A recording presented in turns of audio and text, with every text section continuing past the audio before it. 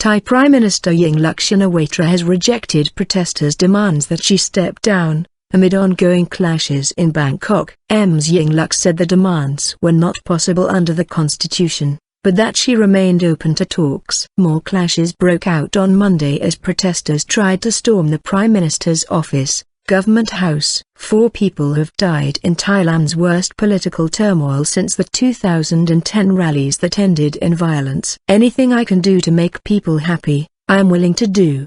But as Prime Minister, what I can do must be under the Constitution, Ms Yingluck said in a televised address. Anti-government demonstrators have been calling on Ms Yingluck to step down, with protest leader and former opposition politician Suthep Thaugsuban saying on Sunday that Ms Yingluck should resign within the next 2 days.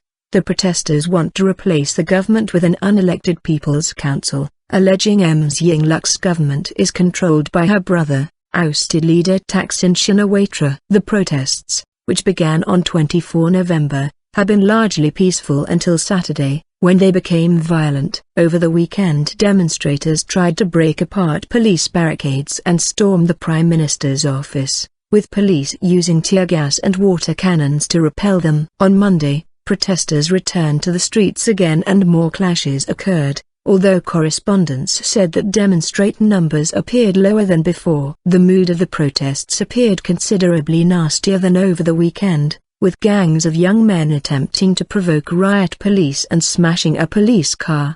The BBC's Jonah Fisher in Bangkok reports protesters took control of a garbage truck and a police truck, using them to break through some concrete barricades, AP news agency reported. Paradorn Patanathibut, head of Thailand's National Security Council, told Reuters news agency that security forces were alternating between the use of water cannons, tear gas and rubber bullets. Rubber bullets are being used in one area only, and that is the bridge near Government House, he added. Several schools and universities have closed, citing security concerns. Around 60 schools in Bangkok, as well as the main UN office, were shut, AP news agency added.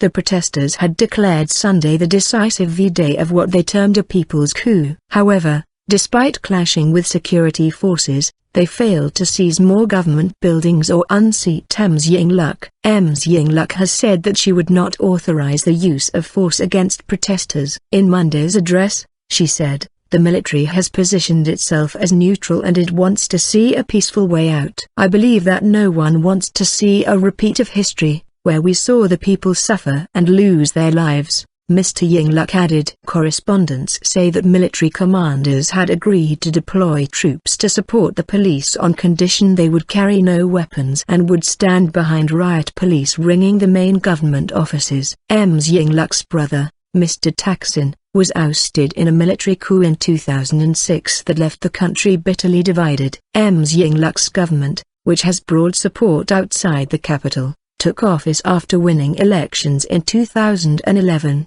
But the protesters allege that Mr. Thaksin runs the government from overseas exile and accuse the current administration of using populist policies that are hurting Thailand's economy to remain in power. On Friday, Ms Yingluck ruled out early elections, telling the BBC that the country was not calm enough for polls. Thailand is facing its largest protests since 2010, when thousands of red-shirt Thaksin supporters occupied key parts of the capital. More than 90 people, mostly civilian protesters, died over the course of the 2-month sit-in.